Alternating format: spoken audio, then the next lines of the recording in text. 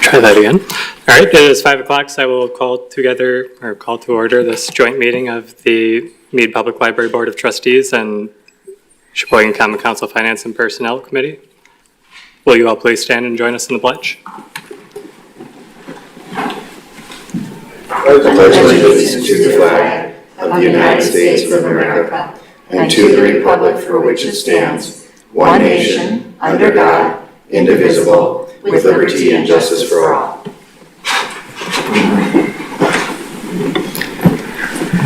And with that, we'll move into the roll call for Finance and Personnel. Alder Feldy? Present. Alder Perella? Here. Alder Ackley? Here. Alder Flicky-Paneski? Here. Mitchell's here. That makes 5. All right. On the Mead Public Library Board of Trustees, I will call on Marcus Guevara. Here. And then Meg Albrink. Here. Andre Walton. Here. Amanda Salazar. Here. Kathy Norman. Here.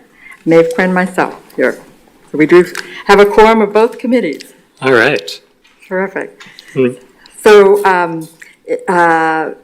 in our quick roll call, that almost became like the more formal version of introduction of committee members and staff. So in addition to our wonderful Board of Trustees and members of the Finance and Personnel Committee, we do have with us for this joint meeting, we do have our Library Director, Garrett Erickson, who is to my left, and we also have City Administrator Todd Wolf to my right.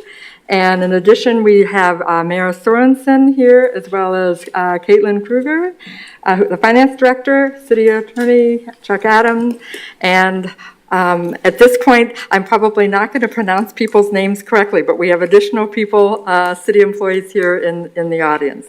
So thank you. I would like to sort of share that Trey Mitchell and I met to talk about putting together this agenda for the joint meeting. And the last time we were able to have a joint meeting was in February of 2020. And we are actually required by our city statutes to have a joint meeting of the library board as well as the city finance and personnel committee at least once a year. But the pandemic really managed to interfere with that regular schedule. So I am just thrilled that we are finally here tonight to be able to share some really good information about Mead Public Library.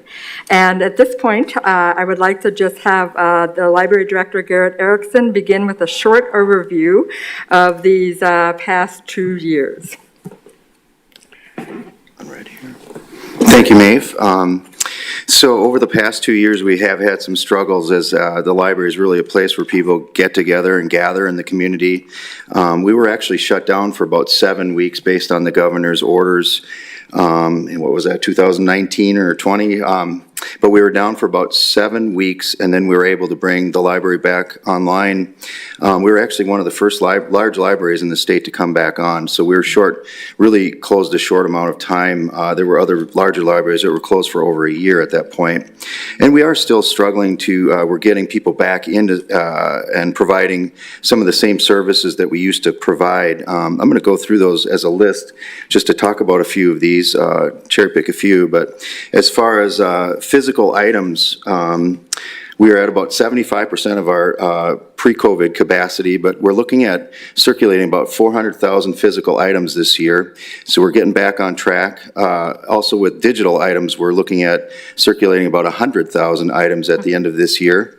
So those numbers are looking good. In fact, for number of people that have come through the gate now, we're going to be closing in on 90% towards the end of the year, as well as on our programs. So a lot of people not only come to check out items, but also to participate in the programs that the library has. Pre-COVID, we actually had around between 1,200 and 1,300 events at the library. This year, we're probably looking at around 900, and with about 33,000 participants here in the city. So those are big numbers. We are moving back up. At this time, we have about 39,900 is my last count on number of library card holders within the city. That's down slightly, but pretty close to where we were pre-COVID. So that's we're at about 92%. So that's a significant chunk of the city. And how we look at that is active card holders are people that have checked in an item or used the library within 3 years. So we basically get rid of their cards once they haven't used us in 3 years. So pretty good numbers. A couple of other things to note. We are the resource library for what's called the Monarch Library System. So that's a 4-county system, including Sheboygan County Libraries, Ozaukee County, Washington County, and Dodge County. So we get paid about $100,000 extra per year from our local system in order to provide libraries with extra resources. So what happens with a significant collection, we have basically we have these queues. We look at which items are basically on hold the most, and we try to alleviate those holds lines, so to speak. And so what Mead does is we purchase those items, we process them, and we get them out into the system. So that helps alleviate that, and it really provides a good service for the other 30-some libraries within those 4 counties. So I think Maeve is going to pass out. We have some newsletters for the council as well. Those also have some of our those statistics that I was mentioning. We do go through, we've got them. Can we head those out? What? As long as there's enough for everybody in the room, yeah, you're good. There's 5 for the alders. Otherwise, they can come pick them up too. That's fine then. Okay. We have those sitting in the library. You can come pick them up at any point. Some of our latest programs, greatest and things, as well as I had some statistics in here. So each month within our Municode system, we do have all of our statistics you can cite that I was just talking about are all listed there. So we go through this with the library board each month on some of our metrics and how we're doing and so on. So I think that's all I have on services. Are there any questions for me?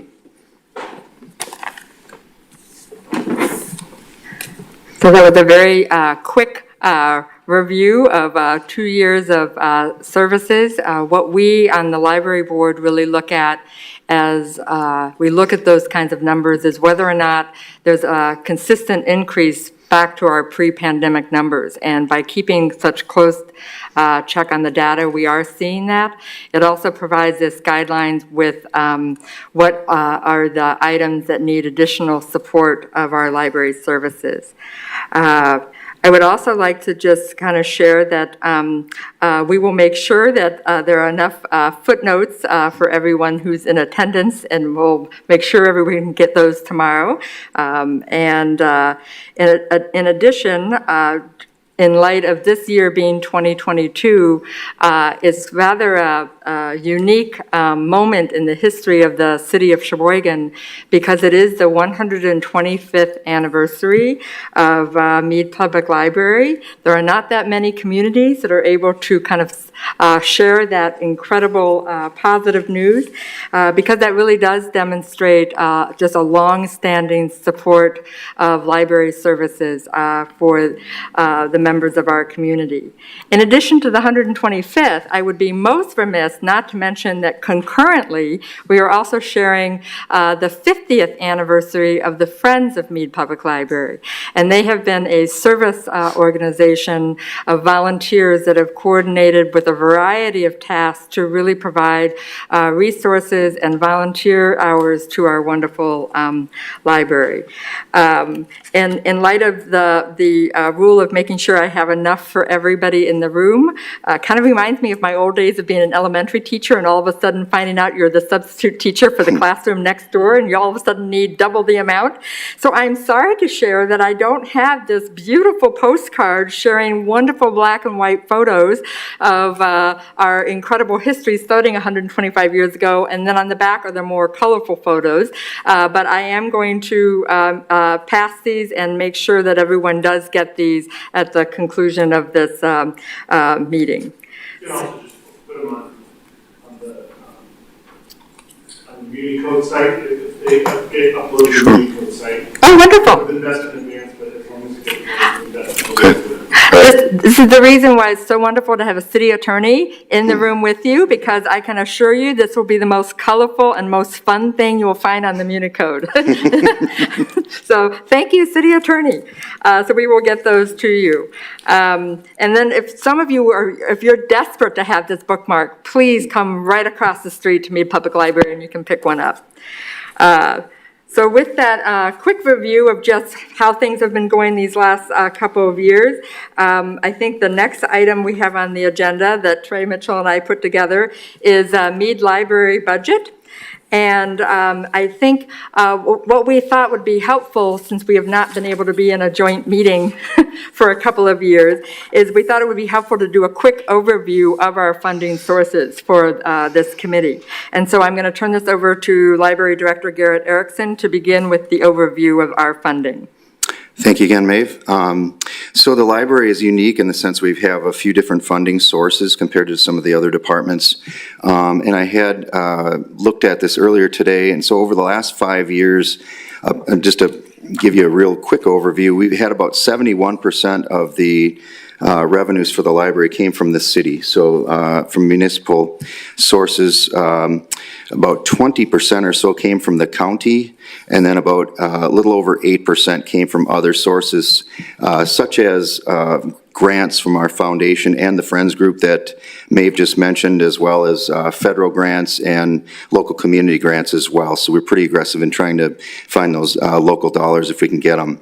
I wanted to talk for me specifically about the county reimbursement. I believe Alderman Decker, who's not here, did bring that up at the last meeting on how the library was funded through their county payments. And so it's a pretty simple formula. What the DPI has is each year we turn in all these numbers that we have, as well as dollar figures, to the DPI in Madison, and what they do in turn is they have a formula.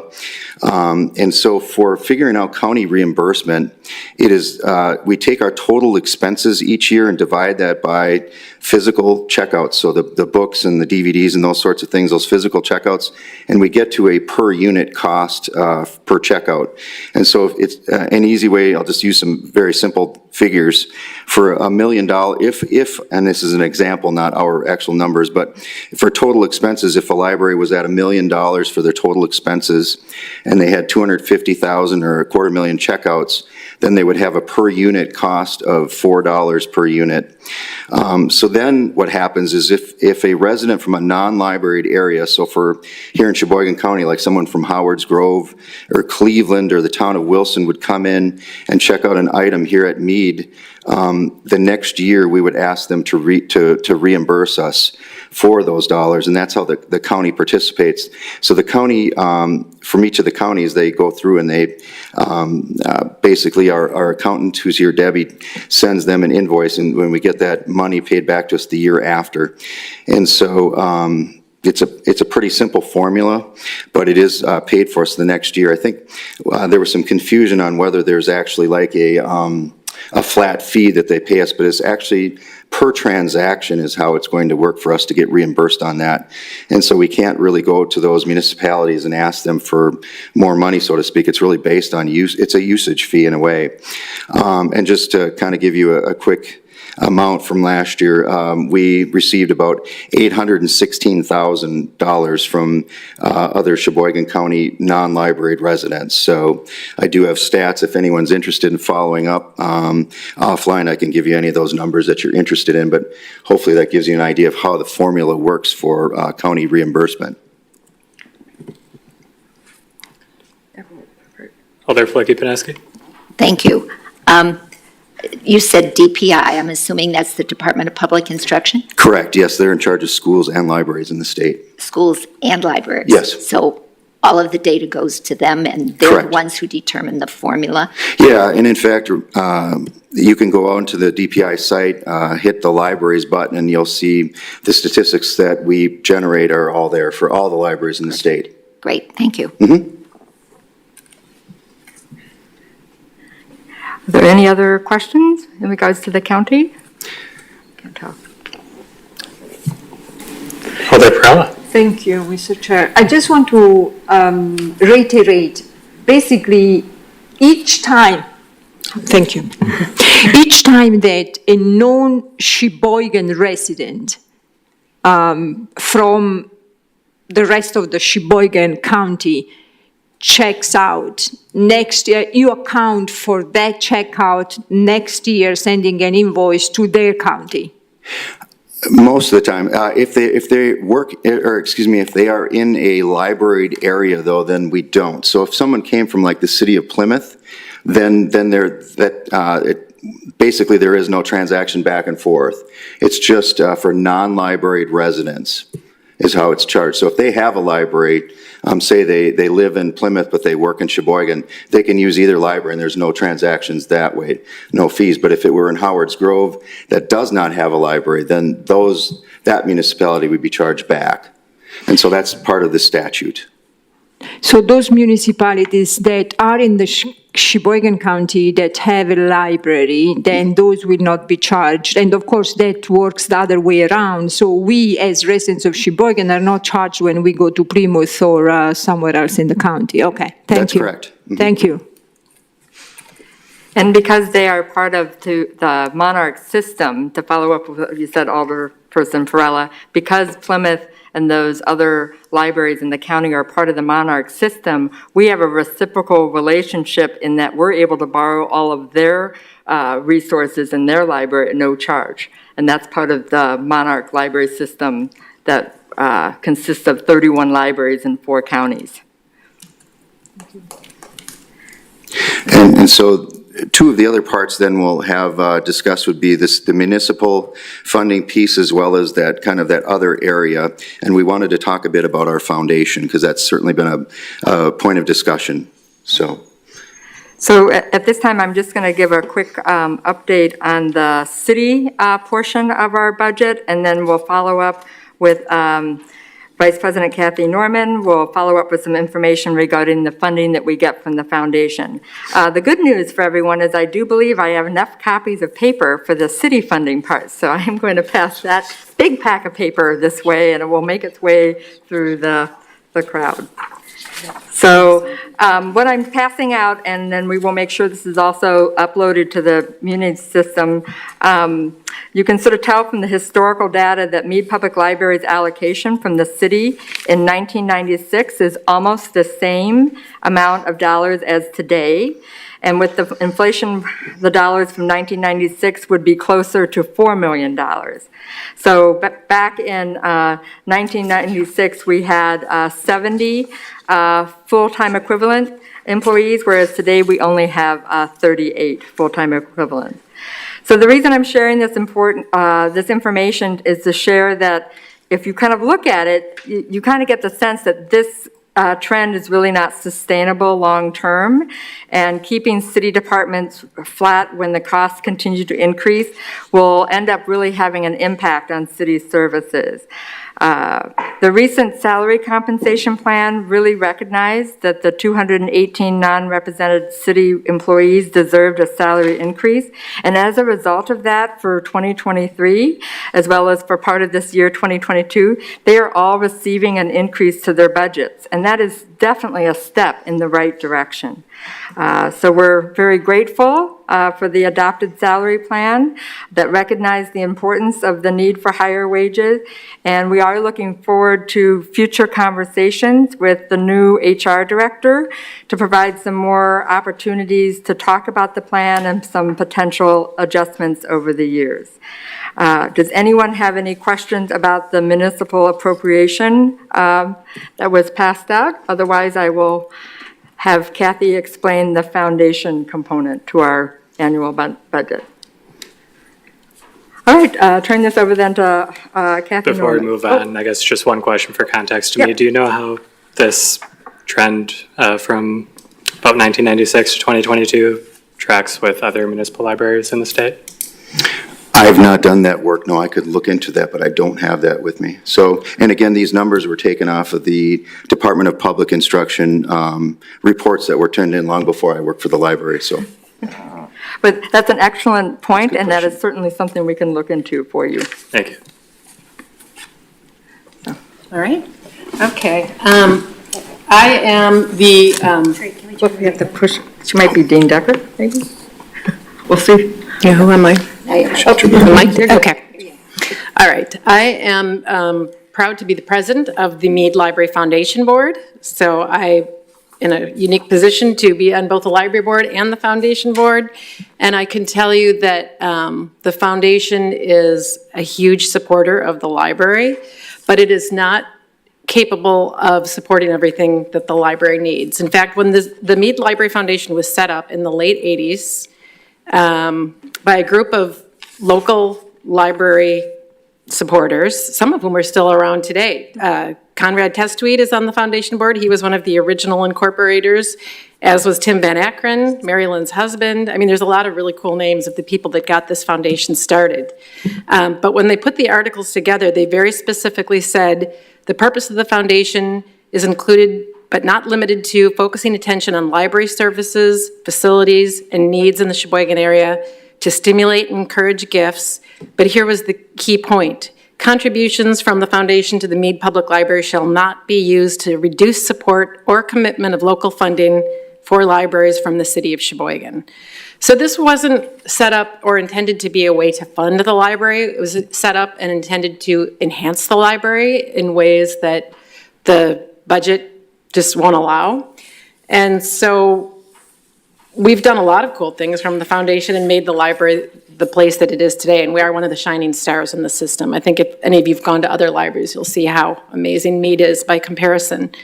But the foundation was able to fund things like replacing all the furniture. If we didn't have the foundation, there'd be a bunch of old clunky furniture in that library, and instead it's really usable, movable furniture. There's some really neat public conference rooms that get used by a bunch of different organizations. Those were funded by the foundation. There are automatic check-in and check-out machines. Most of the other libraries don't have that. So those are the type of things we've been able to fund.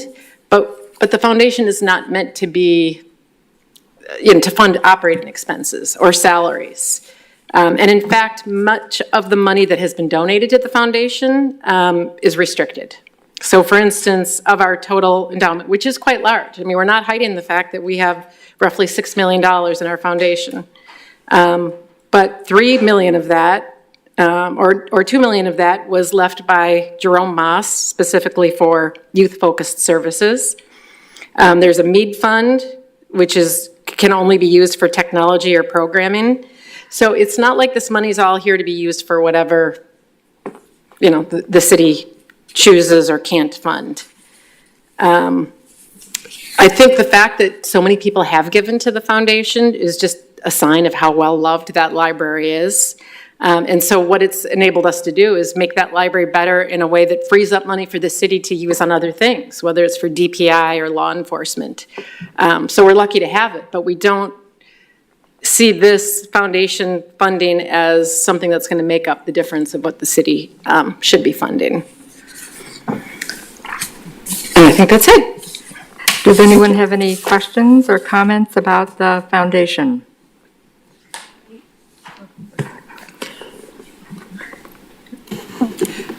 Alder Perella.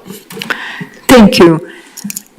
So Director Erickson was saying before that 71% revenues come from the city, 20%, roughly 20% from the county, 9% from others, right? So is the foundation's part of the 9%?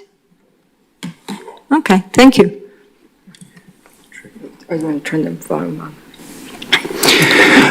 Yeah, the foundation normally grants between $50,000 and $70,000 to the library. So overall, it's fairly insignificant. Within that other category of 8%, there's also the Friends also give some money each year. And then also we're finding federal as well as community grants are kind of all in that category of the other at 8%. Thank you.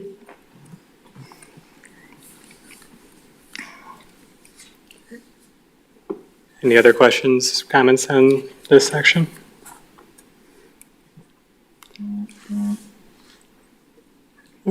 I guess I have just one. Director, would you be able to briefly explain the difference between what we just discussed and the Friends? Oh, sure. They're both registered nonprofits with the state of Wisconsin. They do have sort of different overall missions. I think the Friends would be thought of more of as a volunteer organization. A lot of the Friends come in and really help us process materials. We only have a finite amount of space, so those materials need to be taken off the shelves when they've reached when they're no longer usable, when the circulation on them has dropped to pretty much nothing. Then we pull those off the shelves, and the Friends really help us clear materials. The Friends also help us in a lot of volunteer capacities, such as cleaning DVDs, or maybe it's introducing speakers at programs. They do a lot of different things, but I see them as more of a volunteer organization. Generally, the Friends give us somewhere between about $5,000 and $10,000 a year. And so, whereas the foundation, I would call them more of an investment organization. So we do have local connections through an investment firm, and they are able to help us. There's several people on the foundation that help us with our investments. There's a committee that recommends, how to move things around based on the federal investment cycle, I guess you call it right now, and so they really do tend to focus more on that sort of a thing rather than the volunteerism. Thank you. Just to add a story to that, in case there's any one of the 200 friends that are watching this meeting, they will almost expect those of us on the library board to make sure that we mention that their big annual book sale is coming up October 19th to the 21st. And first year or so, it might be a good effort on behalf of the HR department to really analyze and explore the different healthcare options. And I'm sure that's something that's standard that HR departments do. And the reason I bring it up is that at least within the Mead Public Library, the healthcare increases. And I shouldn't even say it's just for the library, it's for all the city departments. We're always putting together budgets, but then we never really know the true cost of that healthcare until almost the budget's already decided. It's like, the cart before the horse is definitely almost after the cart, so to speak. And within Mead Public Library, one of our challenges is that if there is a significant increase in our health care, we have to make up that shortfall in our budget. And that has resulted in us actually losing a library position because we did not have enough funds. And so as we look at healthcare and its costs, to maybe analyzing, looking at how city departments and how the city does fund healthcare can be something that is explored in the near future with the Finance and Personnel Committee. Because it just doesn't seem to be an easy answer. If it was easy, all of you would have already done it. But I think it is something to explore to just see if there's additional items that we should be considering. I don't know if anyone on the Finance and Personnel Committee has any thoughts on healthcare, but otherwise I can go on to the last topic of the evening. Yes, I can interject briefly on that topic. I've been here for a little while now, 5 years, I think. Give me take one. Can attest that each year when we are discussing the healthcare packages, that is one of the least fun conversations we have. It always has seemed as though the research has been thorough, and we're usually presented with alternative options from the recommendation, either for context or for action. But it's one of those areas where there isn't a great answer anywhere, so it's a lot of effort by staff leadership to find the absolute best workable option that we can. It's something that I believe we'll see continue, and will be an ongoing conversation annually for long after I'm here. Excellent point, and that's gratifying to hear. And maybe in those conversations, having the conversation of how can it be funded too, just because the library's funding of healthcare is different than the other city departments, and maybe at this joint session next year sometime we can have a further conversation of what that looks like. So. I don't think there's anybody else wanting to. Then the last topic, and this one is also just for sort of discussion, and it's one that I don't really remember which alderperson suggested this idea, but they were saying that it seems as though there's confusion about the building that the library resides in and who is responsible for the infrastructure of that building. And they shared that, well, maybe instead of revisiting this topic on an annual basis, why not just have a memorandum of understanding between the Board of Trustees of Mead Public Library and the full Common Council of what are the entities that should be covered by Mead Public Library and what should be covered by the city.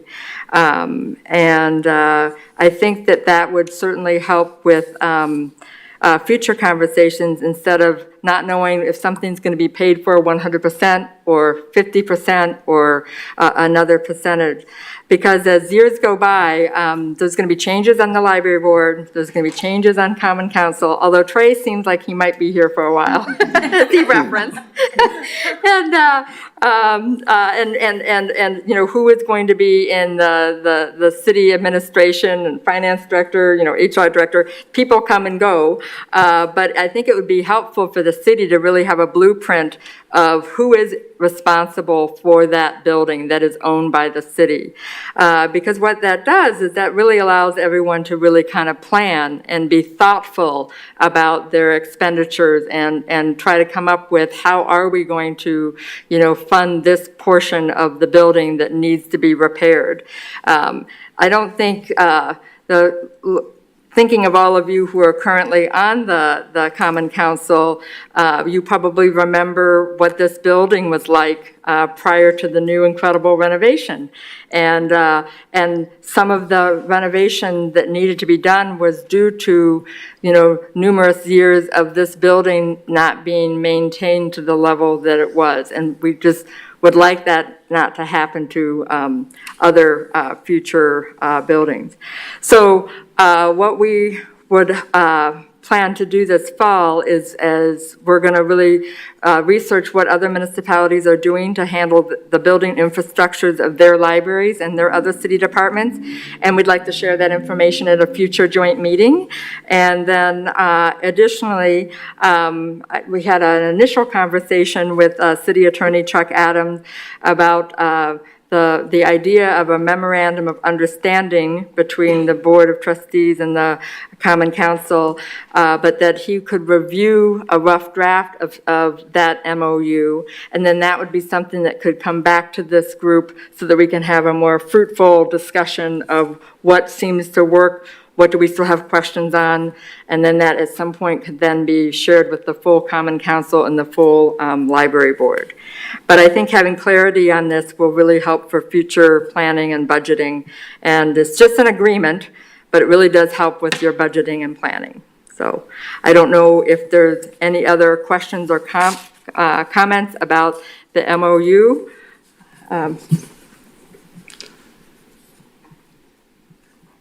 If not, I'll throw my 2 cents into the ring again. Brief as usual, but in my long 5 years, there's always been somewhat of a gray area coming to or around this particular subject and other subjects with the city and the library. So I think that getting something down on paper, setting some parameters that follow state statutes that are possibly the way things are being done now anyways, but just having them down so there's something that's consistently followed will be incredibly beneficial, not just in the near future, but for the long term as well. Mm-hmm. State statutes are fairly vague. Excellent, thank you. Any other questions, comments?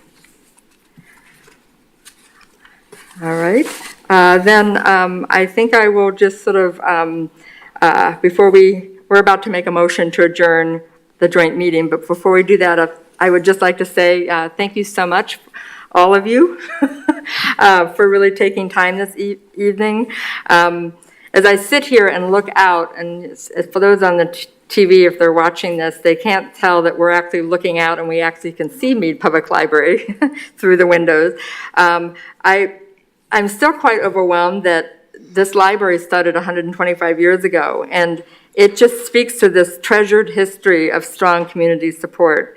And we on the library board really appreciate all of your continued support to provide library services to the community. And thanks to all of you, we're able to connect people to ideas, resources, and technology to educate, to entertain, and empower. So thank you all for allowing us to be added onto your standing finance committee agenda so that we could have a joint agenda. And at this time, I think we will need a motion to adjourn our joint meeting.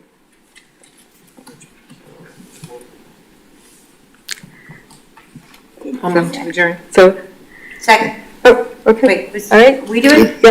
Okay. It's almost like,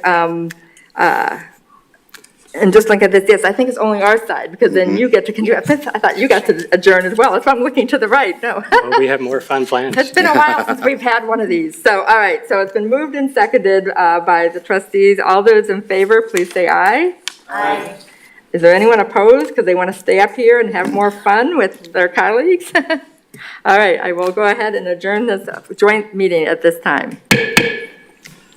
All right, thank you. With that, we'll take a 30-second recess so I can stretch my back in my chair. And I would like to thank all the members of the Board of Trustees for making time in their schedule to join us on a holiday, I guess, that we did not have to, and for all the information that you shared. Thank you. Great, and we'll get real copies to you.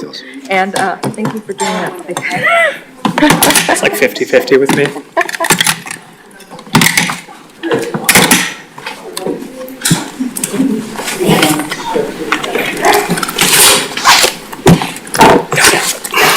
Backstretch, water taking. Thank you, Marcos.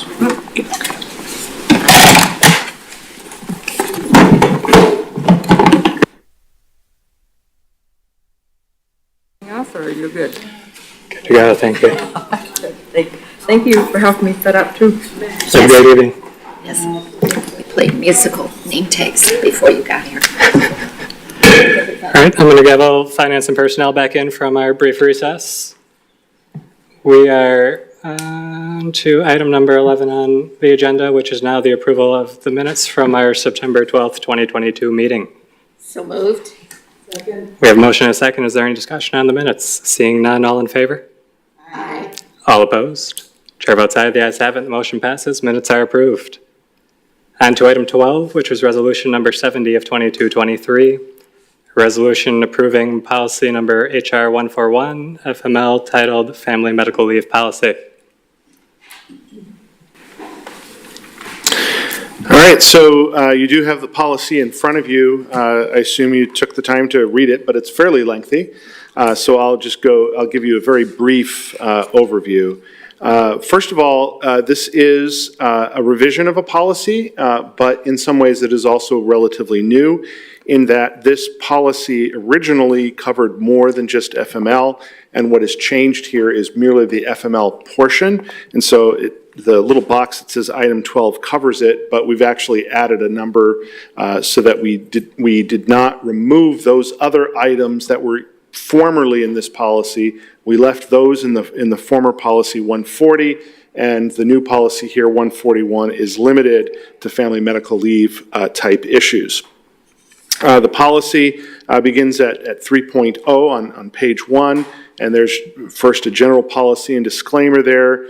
It talks about eligibility. This is all based on the law. There are some differences between the federal and the state Family Medical Leave Act provisions, so that lays that out.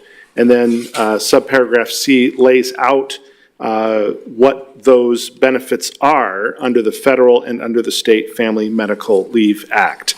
There are some provisions regarding what happens when somebody is taking a leave and they would qualify under both federal and state law, and so that sort of explains how that will work, how that runs concurrently where the benefits are the same. We have some rules on non-continuous or intermittent leave. All of that comes from the law and is really a description of what is required under the law. Similarly, with pregnancy-related conditions, that's actually a completely new section that we did not have previously, as is the section on nursing mothers. Those are sections that we are required to now have in our policy. There's also information on what happens when people are on FMLA leave and how they receive payments, and a policy on planned medical treatments requiring reasonable efforts to schedule those so not to unduly disrupt business operations. Most of what's there in that section C is really just a description of what the law provides. Section D is the procedure, and much of this procedure is sort of an amalgamation of what our current procedure was, but where there were some issues with that current procedure, we took a look at what is recommended by Cities and Villages Mutual Insurance Company. We also took a look at a few other municipalities in the area that have spent some time in doing this. This is not a copy of any of those, but rather is sort of taking a look at what those other communities have done, what CIVMIC recommends, and then applying it to our local circumstances. And so what we have is, to some extent, a newer procedure, or at least an augmented procedure from what we had before. I won't go through all of those things, but there's a number, I think, 10 different items in there that get into the procedure of how all of that works. And then finally, there's a few additional provisions at the very end that we needed to include and didn't fit easily into the policy. So 7 pages worth of policy. It was took some time to go through, but I think we do have a good policy here, and it certainly is my recommendation that the policy be approved. Questions, comments on this one? Alder Flicky-Paneski? Thank you. I'm understanding that this is number 141, and it was taken from 140? Yeah, we used to have a policy 140 that covered a number of different things. This is policy 141, which is limited to the FMLA, and as far as FMLA is concerned, we take those out of 140. This is the policy now, 141, and 140 now only deals with non-FMLA issues. Okay, so we still have a policy 140 absent FMLA, and Yes. now we have a 141 that is FMLA. Yes, you. exactly. Any other comments? If not, we'll be looking for a motion to approve on this one. So moved. All right, we have a motion and a second, then seeing no further discussion. All in favor? Aye. All opposed? Chair votes aye. The ayes have it. The motion passes. Next up is item number 13, which is resolution number 71 of 2223, a resolution authorizing the appropriate city officials to execute a recording and broadcast agreement between the city of Sheboygan and the county of Sheboygan. Oh, thank you.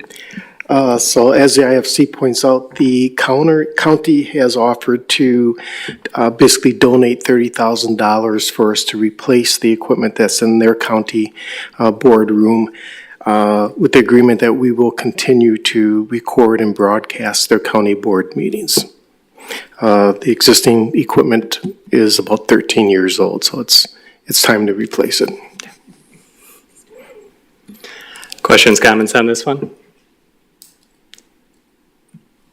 Just one for me then. Is there a separate agreement in place that covers the recording and broadcasting of the county meetings? There's not an agreement that I'm aware of in place right now. This is the first agreement that I'm aware of. Scott's been here for 22 years, and we've been doing it for over 22 years already. But this is just, if they approached us and said, if we're going to donate $30,000, we were like an agreement saying you will continue to record and broadcast the meetings. So this is that agreement.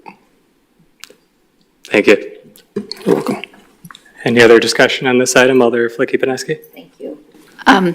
So we supply the staff, they supply the equipment, and we supply the staff for just their board meeting, or do we get committee and subcommittee meetings too? This agreement is for their county board meetings. If they have a special request, we will consider that, Okay, and then Scott will make the determination. okay. Thank you. Yeah, and just to clarify, the city will ultimately own the equipment Okay, that will reside in the county board chamber. perfect. Thank you. Any other discussion for this one? If not, we'll be looking for a motion to approve. So moved. All right, we have a motion and a second, then seeing no further discussion, all in favor? Aye.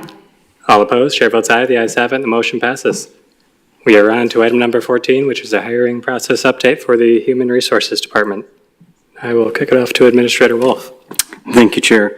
The only update that I have at this time is that we are looking to sign the agreement with Baker Tilly for the recruiting of the HR director's position. Thank you. Any discussion on the update, Alder Fleggy-Paneski? Thank you.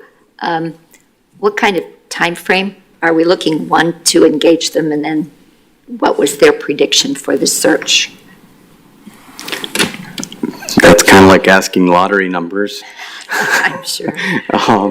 I know that there's at least 7 numbers, I think, in a lottery, so I might have the right idea. The nice thing about the Baker Tilly compared to like GovHR is that Baker Tilly actually reaches out and contacts other candidates that are in like positions. So it's not just placing ads, which they will be doing that also, but they will actually be reaching out to different organizations to see if anybody would be interested in working for the great city of Sheboygan. So it should speed it up a lot quicker. But it is a very difficult environment when it comes to hiring. Thank you. Any other questions, comments? Alder Feldy. Are we already paying Baker Tilly, or is this an addition? Do we pay more for them then? Where does it lay in the budget? Thank you. This would be a separate agreement, and this would be a separate payment. So we technically are using Baker Tilly for our past city audit, and we also used Baker Tilly for the strategic plan that's in process. This would be a different department, different arm of Baker Tilly, and so this would be coming out of different funding. Okay. Any other discussion on this one?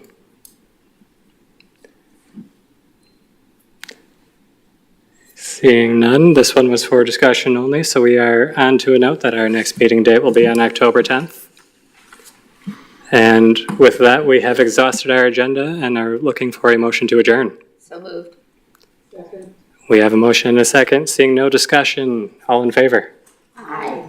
All opposed? Chair votes aye. The ayes have it, and the motion passes. We are adjourned. Thank you, everybody.